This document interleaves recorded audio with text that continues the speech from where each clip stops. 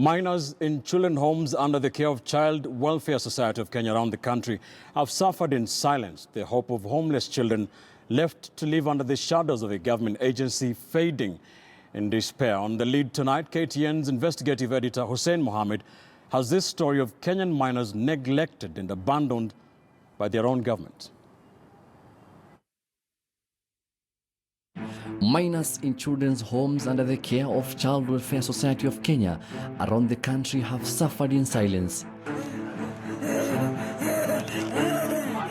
The hope of homeless children left to live under the shadows of a government agency is fading away in despair.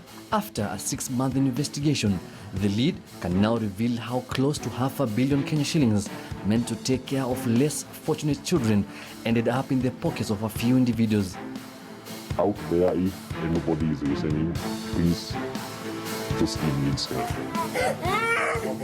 This is the broken story of children dependent on the state.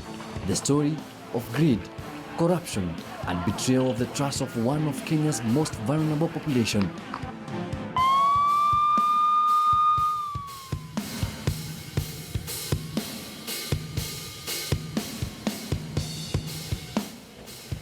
Behind the gates of Mama Ngina Kenyatta Children's Home lies a big number of children shadowed by a story of adversity.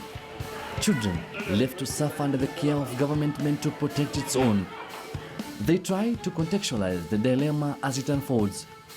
For months, KTN News has been investigating this, following the cries of the poor children who have no one to go to, children left in the care of the government.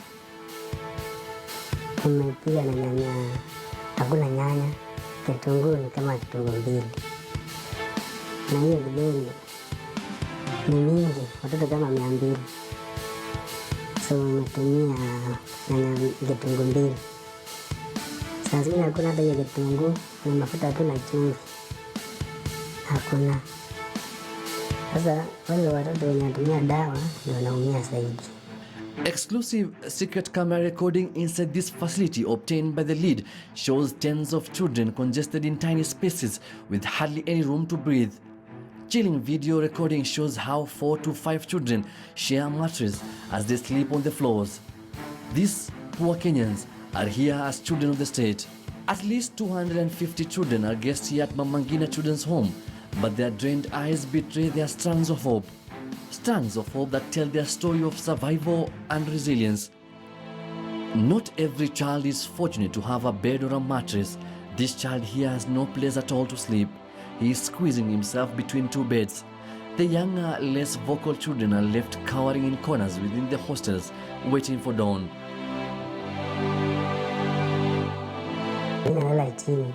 Nalala chini ya kitanda.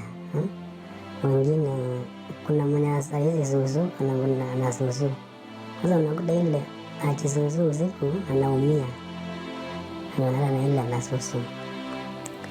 So mimi nashindwa hii ni wanaitisha na serikali na hii ni wale watoto. Mbona wanafanya hivi? Wanateseka usiku yote. Kuna siku nilienda nikachungulia kwa dirisha. Nikakuta watoto wanateseka, anatoa kunguni akiweka kwa chupa.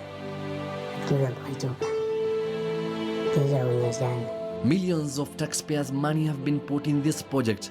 This financial year, the Kenyan government allocated 157 million to complete a project which never even started. KTN News has learned that according to the government records, the project is 60% complete. This is what we witnessed once we were in the facility. Just a perimeter wall. Where did the money meant to help these children sink? This is just the beginning of the cries of children here. Once they get sick, they are taken to a private clinic in Nairobi Central Business District. This clinic, without any signage at all, is called Stallion Rain Associates. What happens inside here is not for the faint-hearted. Children with special needs are sent here for treatment. This 4-year-old child with autism and cerebral palsy is brought here. He is crying already, aware of what awaits him.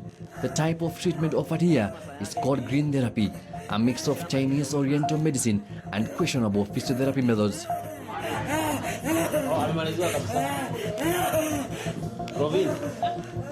Ingine moja ina involve kudunga dungo na a special gadget kenye it's like an electric something inachajiwa. Another one ni a vibrator machine ingine iko kwa gym. Ile unasimamanga kwa gym ina vibrate the whole body. So hizo akikwambia anakwambia venye ina heal kama disease zote. Most of the nurses here who dared question the therapists were fired. Many of them spoke to us in anonymity, scared for their lives for what they saw inside the facility. This here is called a chargeable acupuncture. It is being administered to this child who has cerebral palsy. The pain is unbearable. The child looks like they are having a convulsion as the machine continues clicking and vibrating. This, according to them, is part of the healing process. As this goes on, other children in the clinic continue crying and writhing in pain, afraid that their turn is unavoidable. This girl has schizophrenia. The nurses are forced to use a comb with rays on her. This, they say, improves brain function. On the other side, another child has what appears to be headphones connected to a machine. This is said to make diagnosis and screening of diseases. The therapy that is happening there is very painful for the kids. They used to cry all the way through. So they used to use some rechargeable things like pins.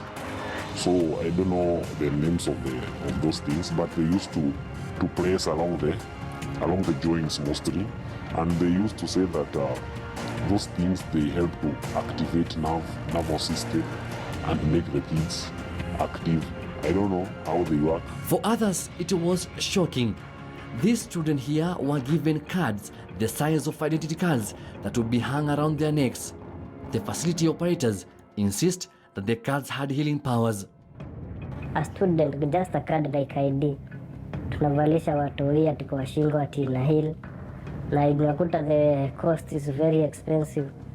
So ni vitu funny sana. Just what is the clinic doing to these poor and vulnerable children? And is this kind of treatment authorized? The lead is in possession of documents showing how between June 2018 and June 2019, this facility was paid close to 27 million Kenya shillings for services rendered. This is taxpayers' money used for medical expenses and therapy sessions that many medical professionals have cast doubt on. We were told to use unlabeled accounts so that nobody can know these kids are from Child Welfare Society. So out there, if anybody is listening, please, those kids needs help. I have tried to access the help I can from them. I have used, even Governor Sonko, I've inboxed Governor Sonko in Twitter. I've tried some bloggers so that they can expose this thing, but everything has a link myself. And white of it is, are they legit or not? And the only way to ascertain that is that all food supplements and all herbal medicines are registered with the Pharmacy and Poisons Board, just like pharmaceutical products. So they might have different regulations, but all in all, they have to have a license from the board, which then lets you know what's available legally to the public and what is not.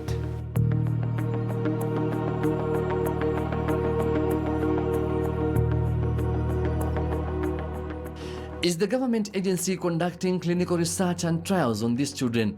That is the question many of our insiders here were also unable to answer. The lead decided to investigate more on the Child Welfare Society of Kenya. From procurement practices in the organization to the performance of projects undertaken by the Child Welfare Society of Kenya.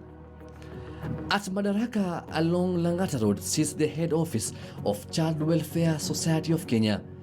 This is where the pilferage jeopardizing thousands of children who are dependent on the state is happening. A well-planned scheme between the contractors and Child Welfare Society of Kenya is at play. Inside the safes are checkbooks, none of them belonging to the society. These are checkbooks of the 4 of the contractors alongside office stamps of the contractors. The lead has established that a social worker and a driver are signatories, and the check leaflets are pre-signed with the two employees appending their signatures and ID numbers on the back of the checks as well. They are then sent to a bank in Kimani, where they deposit the checks issued by the society to the contractor's account, and almost immediately the money is withdrawn. So we open these accounts where the people who sign the checks, not me personally, but other employees who act as signatories to the contractors. I'll give you a good example. Some of the employees who have been signing these things, some of them are they even fear for their lives because they have withdrawn a lot of money, but there's nothing they can do about it.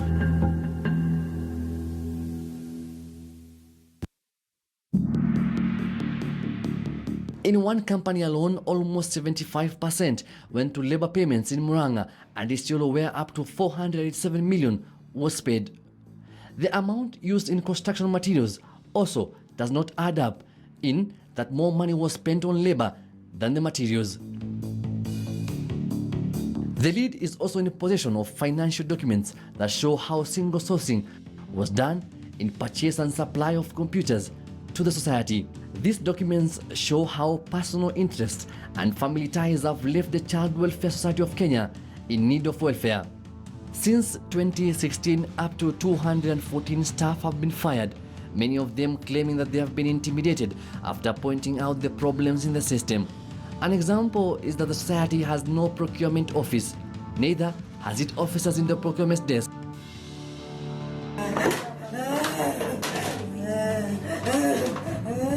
The lead can now confirm that the links between the four companies and other service providers have led to the loss of funds of the society.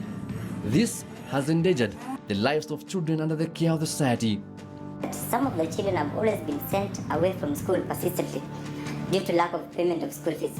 We've even been writing letters to the schools. And that begs the question, do we have the funding available? The answer is yes. Then what is happening? It is the mismanagement. Go to any home. Currently, if you go, probably they have done the game well. She's good at that. She's trying to streamline things.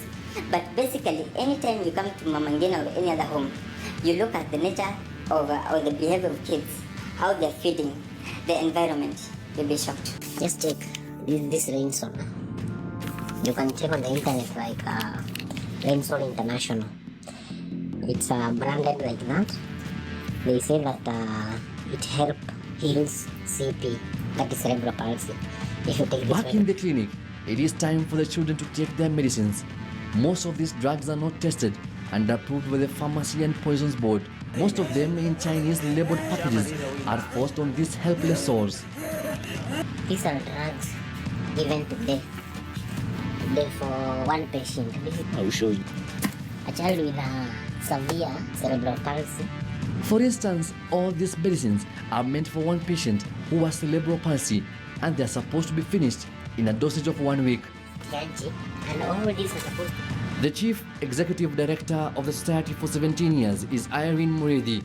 She has not been available for comment, and our numerous calls and attempts to reach her have gone unanswered. Despite having a board gazetted in 2016, it has never operated. The society has been allocated up to 1.3 billion shillings from the government this financial year to take care of these children. With all the resources and millions of money, children of the state continue being pawns in a financial web, neglected and suffering in the home. They are making videos for child welfare. It does not matter how they have accessed the information and how they manipulate the information. They are making videos. They have even made things and put on YouTube about child welfare and put a lot of things on Twitter and Facebook about child welfare. Yet, they know very well why they want child welfare to be finished is because of his stand. Child welfare will stand. Hussein Mohammed, KTN News, The Lead.